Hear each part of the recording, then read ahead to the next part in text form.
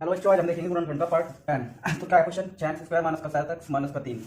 तो हमने देखा यहाँ पर लास्ट में क्या है, माइनस। जब माइनस होगा तो हमने बताया था कि दोनों टुकड़े क्या होंगे, घटा के। तो हमने कहा दोनों टुकड़े कैसे, पहले इसकी गुणा हमें इसमें कर देनी, तो 6 18, 6 की गुणा 3 हो जाएगा तो 6 18। 18 के ऐसे टुकड़े करने, दो फैक्टर ऐसे करो 18 के जिन्हें घटा के घटा, क्योंकि यहाँ पे माइनस है। 18 के ऐसे दो फैक्टर, 18 के ऐसे दो फैक्टर जिन्हें घटा के 7 आ जाए, जिन्हें घटा के 7 आ जाए। और क्या बचा है, माइनस का। और किसका बचना चाहिए यहाँ पे, माइनस का। क्यों, क्योंकि देखो यहाँ पे माइनस बता रहा कि माइनस के बचना चाहिए। तो हमने कहा 6 में से अगर देखो दो फैक्टर थे हमारे, 6 में से 3 गए तो कितने बचेंगे, 6 में से अगर 3 घटाऊं तो कितने बचेंगे, 3। तो ये तो हमारा आंसर नहीं है। परंतु हमने 6 को क्या करा, 6 को हमने थोड़ा 2 गुना 3, 6 को हम क्या कर सके, ये भी तो 6 है, 2 गुना 3 और गुणा कितना 3।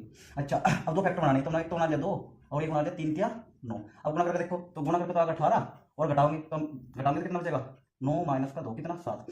परंतु हमें देखना माइनस के कब बचेंगे, माइनस के तब बचेंगे जब माइनस का टुकड़ा बड़ा होगा। माइनस के कब बचेंगे, जब माइनस का टुकड़ा, माइनस का फैक्टर बड़ा होगा, तब यहाँ पे माइनस के कितने बचेंगे 7। तो माइनस के 7 कब बचेंगे, जब माइनस का बड़ा होगा और प्लस का छोटा होगा। देखो माइनस के 9 प्लस के 2 खराब जाता है तो खराब बचेंगे, और बढ़े जाता है तो बड़े बचेंगे। ठीक है भाई। और गुणा करेंगे तो देखो माइनस की गुणा क्या है, यहाँ पे 6 18 गुणा माइनस किया है, तो माइनस किया तो यहाँ पे भी हमें माइनस के 9 है तो यहाँ पे माइनस के 9 रखना पड़ेगा। जैसे ही माइनस के 9 रखेंगे तो हमारा जो आंसर है वो भी क्या होगा, माइनस के 18। तो करना क्या रखते हैं, तो 6 एक्स स्क्वायर जो हमारे फैक्टर आए, एक 9 आया माइनस का और एक 2 आया प्लस का, ये हमें रख देना। तो माइनस के 9x और प्लस के 2x और माइनस के कितने, माइनस के कितने, माइनस के 3।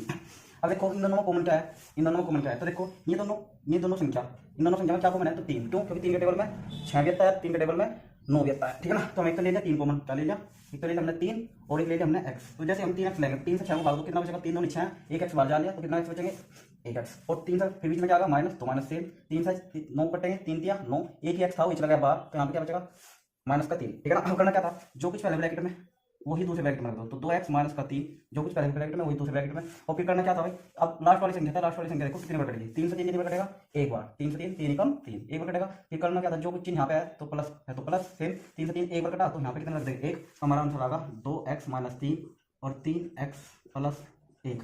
ये हमारा क्या होगा, आंसर होगा। Thank you.